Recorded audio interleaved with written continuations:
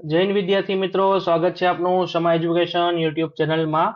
આજથી આપણે ખાખીની ખુમારી 2024 એટલે કે પીએસઆઈ 2024 ની ભરતી માટે ડેઈલી 30 MCQ ની પ્રેક્ટિસ માટેના ડેઈલી વિડીયો મૂકશું. એટલે આજે આપણો આ પહેલો વિડીયો છે, જેની અંદર આજે આપણે ટોટલ 30 પ્રશ્નોની ચર્ચા કરશું. અને જો આ 30 પ્રશ્નોમાં તમારા 25 થી વધારે પ્રશ્નો સાચા પડે તો તમારે સમજવાનું છે કે તમારી તૈયારી સાચી છે. તો સ્ટાર્ટ કરીએ આપણે. પહેલો પ્રશ્ન કે ભારતીય બંધારણ અનુસાર મૂળભૂત અધિકારોનું સંરક્ષણ કોણ કરે છે? આપણા દેશમાં ભારતીય બંધારણ અનુસાર મૂળભૂત અધિકારોનું સંરક્ષણ કરનાર છે આપણી ન્યાયપાલિકા. બીજો પ્રશ્નની આપણે ચર્ચા કરીએ તો કે ભારતની સંસદ પદ્ધતિ આપણે કયા દેશમાંથી મેળવવામાં આવેલી છે? ભારતની જે સંસદ પદ્ધતિ છે એ આપણે ઇંગ્લેન્ડ દેશ પાસેથી લીધેલી છે. ત્રીજો પ્રશ્ન, ભારતના બંધારણમાં માન્ય ભાષાઓ કેટલી છે? ભારતીય બંધારણમાં માન્ય ભાષાઓ ટોટલ કેટલી છે? તો કે 22 ભાષાઓ છે.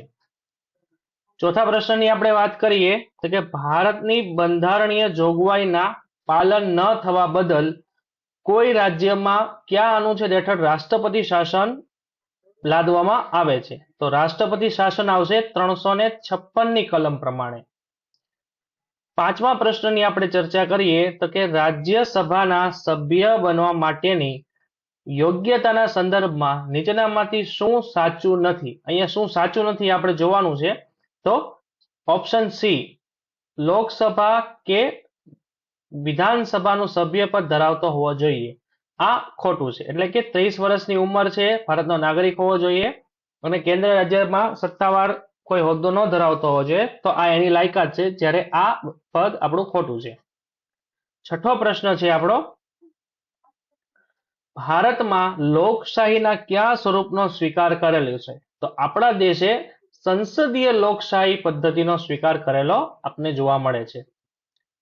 નેક્સ્ટ એના પછી આપણો સાતમો પ્રશ્ન, રાજ્ય સરકારને બંધારણની કઈ કલમ પ્રમાણે ગામડામાં પંચાયત સ્થાપવાની સત્તા આપવામાં આવે છે? તો રાજ્ય સરકારને કલમ 40 પ્રમાણે ગામડામાં પંચાયત સ્થાપવાની સત્તા આપવામાં આવેલી છે આપણા બંધારણ પ્રમાણે.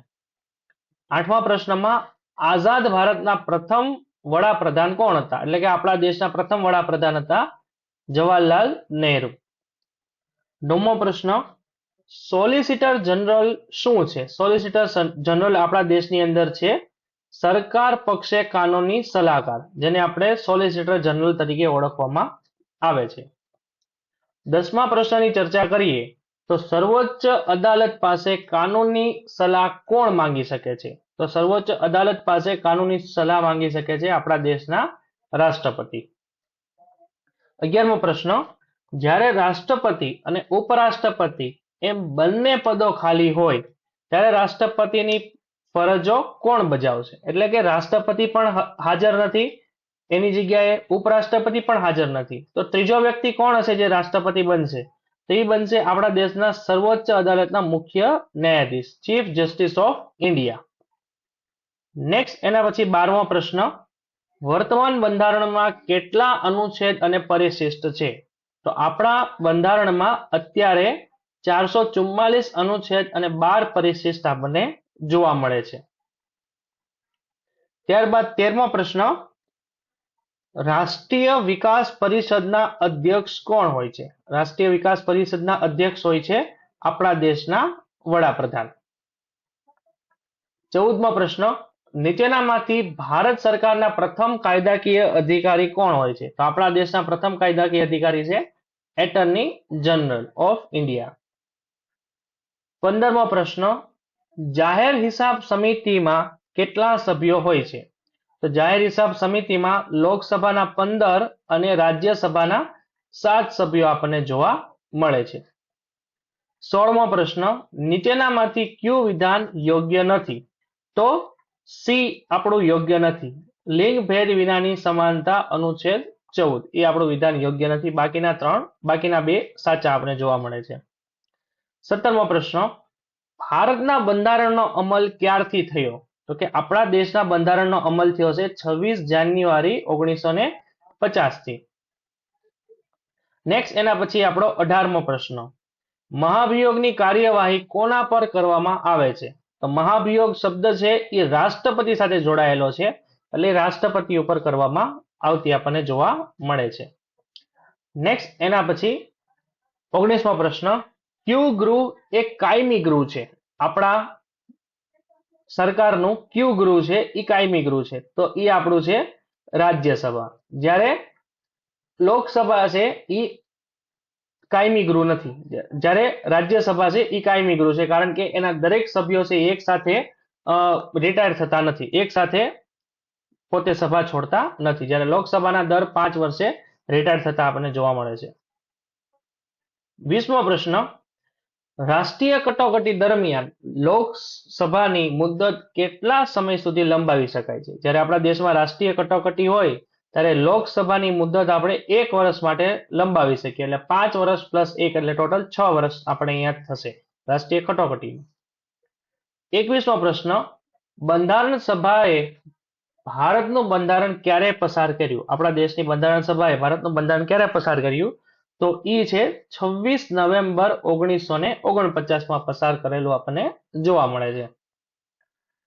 22મો પ્રશ્ન, ચૂંટણીની આચાર સંહિતા ક્યારથી લાગુ થાય છે? તો ચૂંટણીની આચાર સંહિતા જ્યારે ચૂંટણીની તારીખ વિધિવત રીતે જાહેર થાય ત્યારથી આપણે લાગુ થતી જોવા મળે છે.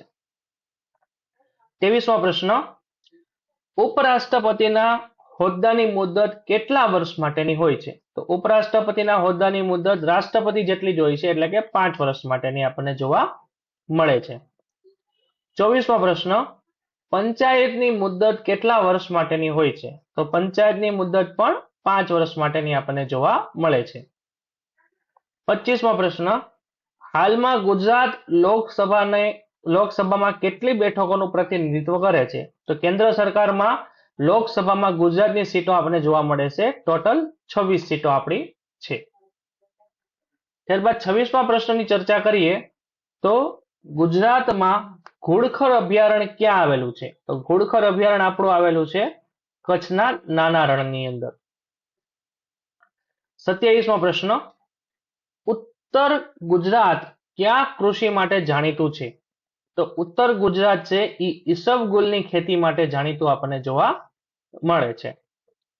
28મો પ્રશ્ન, ગુજરાતમાં ફ્લોરસ્પાર કયા વિસ્તારમાંથી મળી આવે છે? તો ગુજરાતમાં ફ્લોરસ્પાર છે એ છોટા ઉદેપુરમાંથી મળી આવતું આપણને જોવા મળે છે. 29મો પ્રશ્ન, ગુજરાતમાં સાગનું ઉત્પાદન કયા જિલ્લામાં થાય છે? તો ગુજરાતમાં સાગનું સૌથી વધારે ઉત્પાદન થતું જોવા મળે છે ડાંગમાં.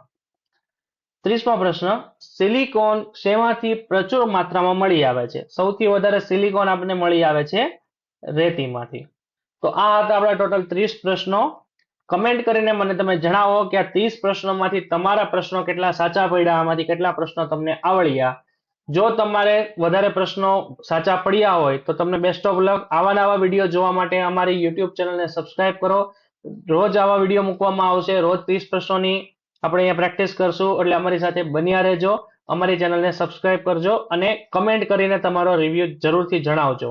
Thank you. મળીએ છીએ નેક્સ્ટ લેક્ચરમાં.